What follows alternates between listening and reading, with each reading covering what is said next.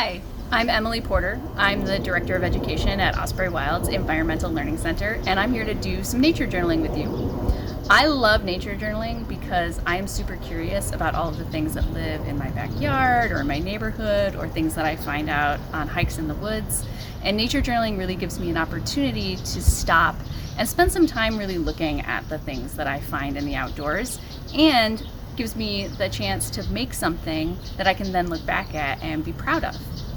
So the activity that we're going to do together is called Species Account. It's from the book How to Teach Nature Journaling by John Muir Laws and Emily Ligren. And Species Account is going to encourage us to look at one type or species of organism. To do this activity, you need a pencil, you're going to need some paper or a journal, and you're also going to need a species to look at.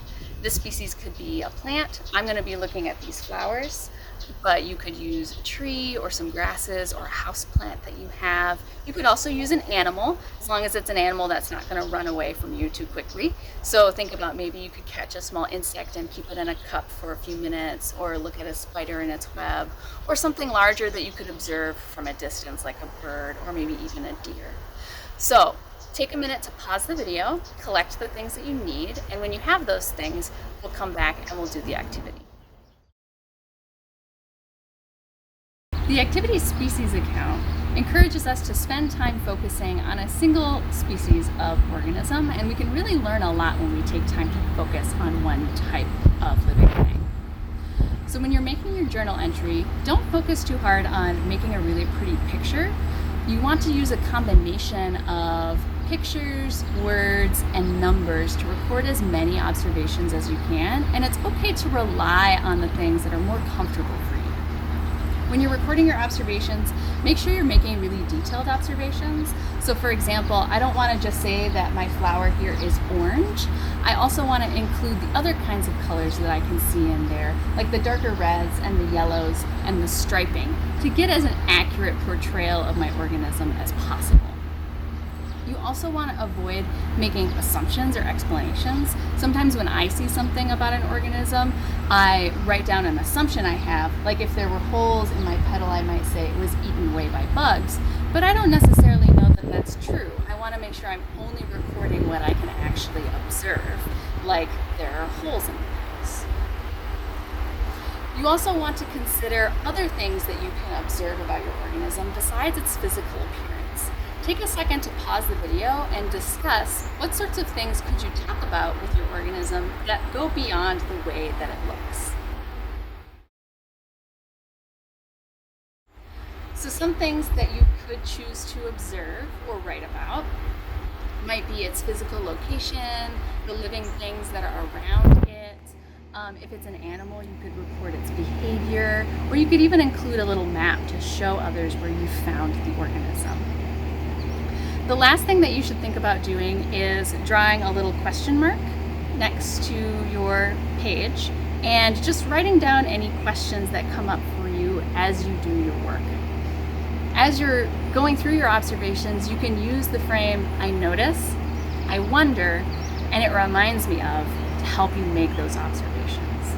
So you're ready to do the activity. Pause the video again, take 10 to 20 minutes to do your journal entry, and then we'll come back and discuss what you came up with. Welcome back. I hope you had fun making your journal entry. I know I did. We're going to share our journal entries and also talk a little bit more about the organisms that you observed. So this is the entry that I came up with, and I'd like you to take a second to think about your organism and talk to somebody about the different structures that you noticed while you were observing your organism. For example, you can see I really focused on this structure of the way that the flower stalk is arranged and the different buds and their arrangement on the end of the stalk. So pause the video and just discuss a structure that you observed about your organism. And now that you've discussed a structure, I also want you to think about another question, which is how might that structure help this organism survive in its environment? And try to be as specific as you can.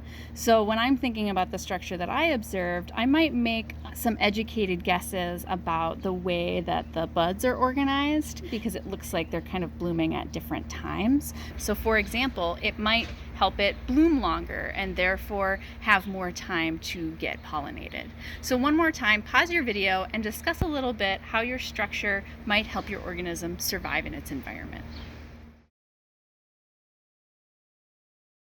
Now that you've discussed some of my questions, think about the questions that you had.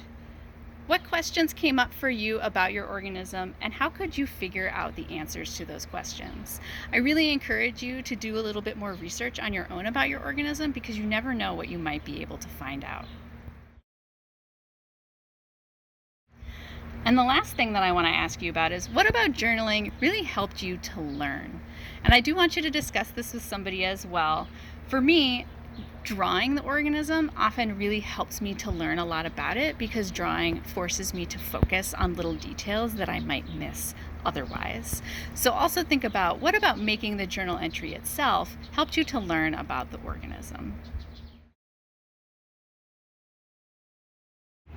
Thanks for journaling with me. I hope you enjoyed doing Species Account. If you want more activities or resources, you can find them in the book How to Teach Nature Journaling by John Muir Laws and Emily Lagren. You can get a free PDF download or buy a copy at the link provided. If you wanted to follow me some more, you could also find me on Instagram, either at Osprey Wilds, which is the organization that I work for, or you can find my personal Instagram where I do nature journaling at EMJ Burrower. Thanks for being with me and enjoy your nature journaling.